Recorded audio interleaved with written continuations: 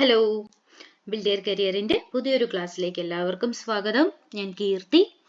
നമ്മൾ RRB NTPC 45 days revision series നല്ല രീതിയിൽ മുന്നോട്ട് പോകുന്നുണ്ട്. ഇന്ന് നമ്മൾ നോക്കുന്നത് പൊളൈറ്റിയിലെ ഏറ്റവും ഇമ്പോർട്ടൻ്റ് ആയിട്ടുള്ള ഒരു 30 ക്വസ്റ്റ്യൻസ് ആണ് നോക്കുന്നത്. കണ്ടിന്യൂസ് ആയിട്ട് നമ്മൾ കണ്ടു പരിചയിച്ചിട്ടുള്ളതും കഴിഞ്ഞ വർഷങ്ങളിലൊക്കെ RRB SSC എക്സാംസിനും ഇത്തവണത്തെ RRB SSC എക്സാംസിനും ഒക്കെ ചോദിച്ചിട്ടുള്ള ഒരു കൂട്ടം ക്വസ്റ്റ്യൻസ് ആണ് നമ്മൾ ഇന്ന് ഡിസ്കസ് ചെയ്യാനായിട്ട് പോകുന്നത്. അപ്പോൾ വീഡിയോ എല്ലാവർക്കും യൂസ്ഫുൾ ആവുമെന്ന് തന്നെയാണ് എൻ്റെ വിശ്വാസം.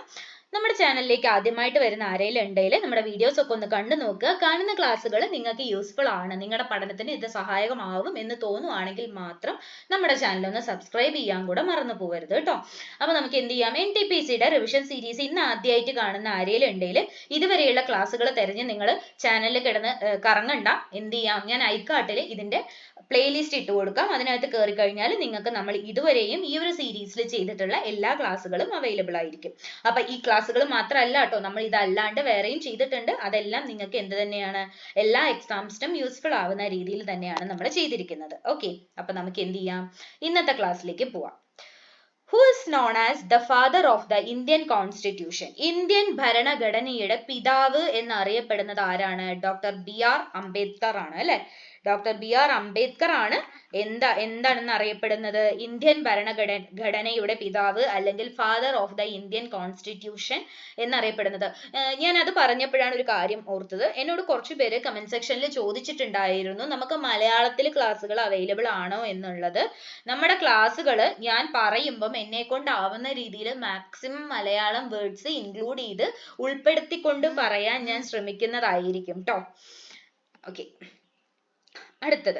അപ്പൊ ഡോക്ടർ BR അംബേദ്കർ അദ്ദേഹം ആരായിരുന്നു? ഇന്ത്യൻ കോൺസ്റ്റിറ്റ്യൂഷന്റെ ഡ്രാഫ്റ്റിംഗ് കമ്മിറ്റിയുടെ ചെയർമാൻ ആയിരുന്നു BR അംബേദ്കർ എന്ന് പറയുന്നത്. ഓക്കെ അല്ലേ? അടുത്തത്, the Indian constitution was adopted on. Indian constitution adopt ചെയ്തത് 1949 നവംബർ 26-ാം തീയതിയാണ്. അത് നിലവിൽ വന്നത് എന്നായിരുന്നു? ഇന്ത്യൻ കോൺസ്റ്റിറ്റ്യൂഷൻ നിലവിൽ വന്നത് 1950 ജാനുവരി 26-നായിരുന്നു. ഓക്കെ, അപ്പോൾ അത് ഇങ്ങനെ ഒരു ഭരണഘടന രൂപീകരിച്ച് അതിങ്ങനെ നമുക്ക് ഇങ്ങനെ ചെയ്യാം എന്നുള്ള രീതിയിലേക്ക് വന്നത് 1949 നവംബർ 26-നാണ്. അത് നിലവിൽ വന്നത് എന്നായിരുന്നു? ആഫ്റ്റർ 2 months, 2 മാസം കഴിഞ്ഞ് 1950 ജനുവരി 26-നാണ് അത് നിലവിൽ വന്നത്. ഓക്കെ അല്ലേ? അടുത്തത്, which part of the Indian Constitution deals with fundamental rights? മൗലിക അവകാശങ്ങൾ. ഓക്കെ, ഒരു മനുഷ്യന്റെ മൗലിക അവകാശങ്ങൾ അതിനെ കുറിച്ച് പറയുന്നത് ഇന്ത്യൻ കോൺസ്റ്റിറ്റ്യൂഷനിലെ ഏത് പാർട്ടിലാണ്? മൂന്നാമത്തെ പാർട്ടിലാണ് ഫണ്ടമെന്റൽ റൈറ്റ്സിനെ കുറിച്ച് പറയുന്നത്. ഓക്കെ, ആർട്ടിക്കിൾ ആണെന്നുണ്ടെങ്കിൽ ആർട്ടിക്കിൾ പാർട്ട് 3 ആർട്ടിക്കിൾ 12 to 35 വരെയാണ് ഉള്ളത് കേട്ടോ. പാർട്ട് 3 ആർട്ടിക്കിൾ 12 to 35 വരെയാണ് ഉള്ളത്. അതിനകത്ത് പറയുന്നത് എന്താണ്? ഫണ്ടമെന്റൽ റൈറ്റ്സിനെ കുറിച്ചാണ് പറയുന്നത്. അപ്പോൾ ഇതിപ്പോ ഞാൻ ഇങ്ങനെ പറഞ്ഞു പോകുമ്പോൾ കുറച്ച് പേർക്കെങ്കിലും ഇതൊക്കെ എന്താണ്, എങ്ങനെയാണ് എന്നുള്ള കാര്യങ്ങളൊക്കെ ഡൗട്ട് ഉണ്ടാവും. ഇതിനെക്കുറിച്ച് വിശദമായിട്ട് തന്നെ നമ്മൾ ക്ലാസ്സുകൾ ചെയ്യുന്നതായിരിക്കും. ഓക്കെ, അപ്പൊ ഇപ്പൊ പറഞ്ഞു തന്ന ഈ 3 കാര്യങ്ങളും ക്ലിയർ ആയിട്ടുണ്ട് എന്ന് വിചാരിക്കുന്നു. Father of Indian constitution BR Ambedkar ആണ്. ഇന്ത്യൻ കോൺസ്റ്റിറ്റ്യൂഷൻ നിലവിൽ വന്നതും ഫണ്ടമെന്റൽ റൈറ്റ്സിന്റെ ഏത് പാർട്ടാണ് എന്നുള്ള കാര്യമൊക്കെ ക്ലിയർ ആയിട്ടുണ്ട് എന്ന് വിചാരിക്കുന്നു. Which article of the Indian Constitution guarantees the right to equality? Okay, സമത്വത്തിന്റെ അവകാശം. റൈറ്റ് ടു ഇക്വാലിറ്റി എന്ന് പറഞ്ഞാൽ എന്താണ്? സമത്വമാണ് അല്ലെ. അത് ഏത് ആർട്ടിക്കിളിലാണ് പറയണത്? ആർട്ടിക്കിൾ 14-ലാണ് പറയണത്. അതായത് ഇന്ത്യയിലെ ഒരു പൗരൻ, ഇന്ത്യക്കാരനായിട്ടുള്ള എല്ലാവർക്കും ഇന്ത്യൻ ജനാധിപത്യത്തിൽ എന്താണ്? തുല്യ അവകാശമാണ് എന്ന് പറയുന്നത് ആർട്ടിക്കിൾ 14-ലാണ്. ഓക്കെ, അടുത്തത്, which fundamental right was removed by the 44th Amendment Act 1978? 1978 ഒരു അമെൻമെന്റ് വന്നു, 44-ാമത്തെ അമെൻമെന്റ് ആക്ട് വന്നു. അതിൽ നമ്മൾ ഏത് ഫണ്ടമെന്റൽ റൈറ്റ് അറിയോ എടുത്തു മാറ്റിയത്? Right to property. Okay, right to property എന്ത് ചെയ്തു?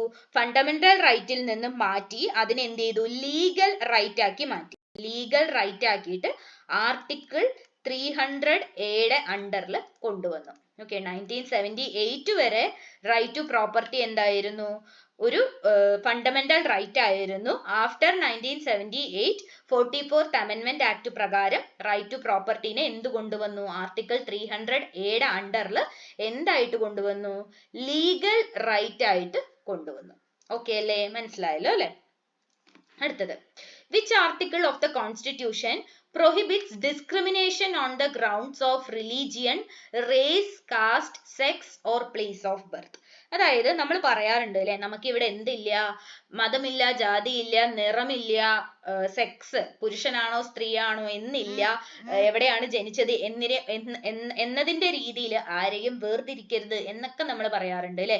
ഇതൊക്കെ ശരിക്ക് പറഞ്ഞാൽ എന്താണ്? ഇന്ത്യൻ കോൺസ്റ്റിറ്റ്യൂഷനിലെ ആർട്ടിക്കിളിൽ പറയുന്നതാണ്. ആർട്ടിക്കിൾ 15 ഈ പറഞ്ഞ കാര്യങ്ങൾക്ക് എല്ലാം എതിരെയുള്ള നമ്മുടെ ഇതിനെ, അതായത് ഈ ഒരു ഡിസ്ക്രിമിനേഷൻ, ഈ ഒരു ഭിന്നത ഒഴിവാക്കണം, അല്ലെങ്കിൽ ഈ ഒരു ഭിന്നത തെറ്റാണ് എന്നുള്ള രീതിയിൽ നമ്മൾ പറയുന്നത് ഏത് ആർട്ടിക്കിളിലാണ്? ആർട്ടിക്കിൾ 15 ഇതിനെക്കുറിച്ച് പറയുന്നത്. ഓക്കെ അല്ലേ? അപ്പൊ എന്തൊക്കെയാണെന്നുള്ള കാര്യം ക്ലിയർ ആയിട്ടുണ്ട് എന്ന് വിചാരിക്കുന്നു. നമുക്ക് എന്ത് ചെയ്യാം? അടുത്ത ക്വസ്റ്റ്യനിൽ പോവാം. Which article guarantees the right to life and personal liberty? Okay, ജീവിക്കാനുള്ളതും അതുപോലെ പേഴ്സണൽ ലിബർട്ടി, നമുക്ക് സ്വന്തമായിട്ടൊരു ഫ്രീഡം, ആ ഒരു കാര്യം ഗ്യാരണ്ടി ചെയ്യണത് ആർട്ടിക്കിൾ 21 ഓക്കെ, ആർട്ടിക്കിൾ 21 എന്താണ് പറയണത്? No person shall be deprived of his life or personal liberty except according to procedure established by law. അതായത് നിയമത്തിൽ പറയുന്ന, നിയമം അനുശാസിക്കുന്ന കാര്യങ്ങൾ അല്ലാതെ ഉള്ള ഒരു രീതിയിലുള്ള ഒരു തടസ്സമോ ഒന്നും തന്നെ ആർക്കും പാടില്ല. എന്തിന്? ജീവിക്കാനോ അല്ലെങ്കിൽ വ്യക്തി സ്വാതന്ത്ര്യത്തിനോ എതിരെയുള്ള കാര്യങ്ങൾ നിയമത്തിൽ പറയുന്ന രീതിയിൽ അല്ലാതെ ഒരാൾക്കും ഒരു രീതിയിലുള്ള തടസ്സവും ഉണ്ടാവാൻ പാടില്ല എന്ന് പറയുന്നത് ആർട്ടിക്കിൾ 21 പ്രകാരമാണ്. Okay, which constitutional amendment made the right to education a fundamental right? Okay, നമുക്ക് ആദ്യം വിദ്യാഭ്യാസത്തിനുള്ളത് ഒരു ഫണ്ടമെന്റൽ റൈറ്റ് ആയിരുന്നില്ല. പക്ഷേ 86ാമത്തെ അമെൻമെന്റ് പ്രകാരം, 86th അമെൻമെന്റ് 2002 വന്നത്. അത് വന്നത് ആർട്ടിക്കിൾ 21A അണ്ടറിലാണ്. അത് വന്നിട്ട് എന്ത് പറഞ്ഞു? എഡ്യൂക്കേഷൻ, വിദ്യാഭ്യാസം എന്നത് ഒരു വ്യക്തിയുടെ മൗലിക അവകാശമാണ് എന്ന് പറഞ്ഞു. അതുകൊണ്ടാണ് നമ്മൾ പറയുന്നത് എല്ലാവർക്കും, എല്ലാ കുട്ടികൾക്കും എന്ത് വേണം? അടിസ്ഥാന വിദ്യാഭ്യാസം ആവശ്യമാണ്, അത് അവരുടെ മൗലിക അവകാശമാണ് എന്ന് നമ്മൾ പറയുന്നത് ഇത് കാരണമാണ്. ഓക്കെ, അടുത്തത്, which part of the constitution deals with the directive principles of state policy? directive principles of state policy, DPSP, ഇതിനെ കുറിച്ച് പറയുന്നത് 4ാമത്തെ പാർട്ടിലാണ്. Okay, part 4 directive principles of state പോളിസിയെ കുറിച്ച് പറയുന്നത്. പാർട്ട് 4 ആർട്ടിക്കിൾ എന്ന് പറയുന്നത് 36 to 51 ആണ്. ഓക്കെ, 36 to 51 വരെയുള്ള ആർട്ടിക്കിൾ ആണുള്ളത്. അവിടെ പറയുന്നത് എന്താണ്? Directive principles of state policy ആണ്. ഓക്കെ അല്ലേ? ക്ലിയർ ആയിട്ടുണ്ട് എന്ന് വിചാരിക്കുന്നു. അടുത്ത question, which article prohibits untouchability in India? തൊട്ടുകൂടായ്മ നിരോധിച്ചിട്ടുള്ള ആർട്ടിക്കിൾ 17 നമുക്ക് പണ്ട് ഉണ്ടായിരുന്നതാണ് അല്ലെ. ഉയർന്ന ജാതിയിലുള്ളവര്, താഴ്ന്ന ജാതിയിലുള്ളവരെ, അവരെ തൊടാൻ പാടില്ല, ഇവരെ തൊടാൻ പാടില്ല, അവരെ അടുത്തുകൂടെ വരാൻ പാടില്ല, കണ്ടാ കുളിക്കണം, ഇങ്ങനെ കുറേ അനാചാരങ്ങളും ദുരാചാരങ്ങളും ഒക്കെ ഉണ്ടായിരുന്ന ഒരു നാടാണ് നമ്മുടേത്. ഇതെല്ലാം അവസാനിപ്പിച്ചു കൊണ്ടുവന്ന ആർട്ടിക്കിൾ ഏതായിരുന്നു? ആർട്ടിക്കിൾ 17 ആയിരുന്നു. Okay, who is the supreme commander of the Indian Armed Forces? Indian Armed Forceന്റെ supreme commander ആരാണ്? ഇന്ത്യൻ പ്രസിഡന്റ് ആണ്. ഓക്കെ, ആർമി ആണെങ്കിലും അങ്ങനെയുള്ള ഇന്ത്യൻ ആർമിയുടെയും അങ്ങനത്തെ ബറ്റാലിയൻസിന്റെയും ഒക്കെ കമാൻഡർ ആരാണ്? പ്രസിഡന്റ് ആണ്. Who appoints the Chief Justice of India? ഇന്ത്യയിലെ ചീഫ് ജസ്റ്റിസിനെ അപ്പോയിന്റ് ചെയ്യണത്, നിയമിക്കുന്നത് ആരാണ്? പ്രസിഡന്റ് ആണ് നിയമിക്കുന്നത്. ഇന്ത്യയിലെ ചീഫ് ജസ്റ്റിസിനെ നിയമിക്കുന്നത് പ്രസിഡന്റ് ആണ്. ക്ലിയർ ആയില്ലേ? എന്തൊക്കെയാണ് പറഞ്ഞത് എന്നുള്ള കാര്യങ്ങൾ ക്ലിയർ ആയിട്ടുണ്ട് എന്ന് വിചാരിക്കുന്നു. അടുത്തത്, which body is responsible for the election of the president of India? Indian president election നടത്തുന്നതിൽ ആരാണ് റെസ്പോൺസിബിൾ ആയിട്ടുള്ളത്? ഇലക്ട്രൽ കോളേജ് അല്ലെങ്കിൽ ഇലക്ഷൻ കമ്മീഷൻ ആണ് ഇന്ത്യൻ പ്രസിഡന്റിന്റെ ഇലക്ഷന് റെസ്പോൺസിബിൾ ആയിട്ട് ഉള്ളത്. Okay, the term of the president of India is Indian president എത്ര കാലമാണ്? 5 വർഷത്തേക്കാണ് ഇന്ത്യൻ പ്രസിഡന്റിന്റെ കാലാവധി എന്ന് പറയുന്നത്. Who presides over the Lok Sabha? ലോക്സഭയുടെ തലപ്പത്ത് നിൽക്കുന്നത് ആരാണ്? സ്പീക്കർ ആണ് അല്ലെ. ലോക്സഭയെ നയിക്കുന്നത് ആരാണ്? സ്പീക്കർ ആണ് ലോക്സഭയെ നയിക്കുന്ന ആള്. ഓക്കെ അല്ലേ? അപ്പൊ അത് ക്ലിയർ ആയിട്ടുണ്ട് എന്ന് വിചാരിക്കുന്നു. നമുക്ക് അടുത്ത ക്വസ്റ്റ്യനിലേക്ക് പോവാം. The maximum strength of the Lok Sabha. ലോക്സഭയുടെ മാക്സിമം സ്ട്രെങ്ത് 552 ആണ്. ഓക്കെ, ലോക്സഭയുടെ മാക്സിമം സ്ട്രെങ്ത് എത്രയാണ്? 552 സീറ്റുകളാണ് ഉള്ളത്. Which article allows the president to impose a national emergency? ദേശീയ അടിയന്തരാവസ്ഥ കൊണ്ടുവരാൻ പ്രസിഡന്റിന് അവകാശമുണ്ട്. അതായത് സിറ്റുവേഷൻ ആവശ്യപ്പെടുവാണെന്നുണ്ടെങ്കിൽ നാഷണൽ എമർജൻസി പറയാനായിട്ട് പ്രസിഡന്റിന് അവകാശമുണ്ടെന്ന് പറയുന്നത് ആർട്ടിക്കിൾ 352 ആർട്ടിക്കിൾ 352 പ്രകാരം പ്രസിഡന്റിന് എന്ത് പറയാം? സിറ്റുവേഷൻ ഡിമാൻഡ് ചെയ്യുന്നുണ്ടെങ്കിൽ നാഷണൽ എമർജൻസിക്കായിട്ട് പറയാൻ പറ്റും. ഓക്കെ അല്ലേ? Who appoints the prime minister of India? Indian prime മിനിസ്റ്ററെ അപ്പോയിന്റ് ചെയ്യണത് പ്രസിഡന്റ് ആണ്. ഓക്കെ, ഇന്ത്യൻ പ്രസിഡന്റ് ആണ് പ്രൈം മിനിസ്റ്ററിനെ അപ്പോയിന്റ് ചെയ്യണത്. അപ്പൊ ഇത്രയും കാര്യങ്ങൾ ക്ലിയർ ആയിട്ടുണ്ട് എന്ന് വിചാരിക്കുന്നു. അടുത്തത്, which house of parliament is also called the council of States?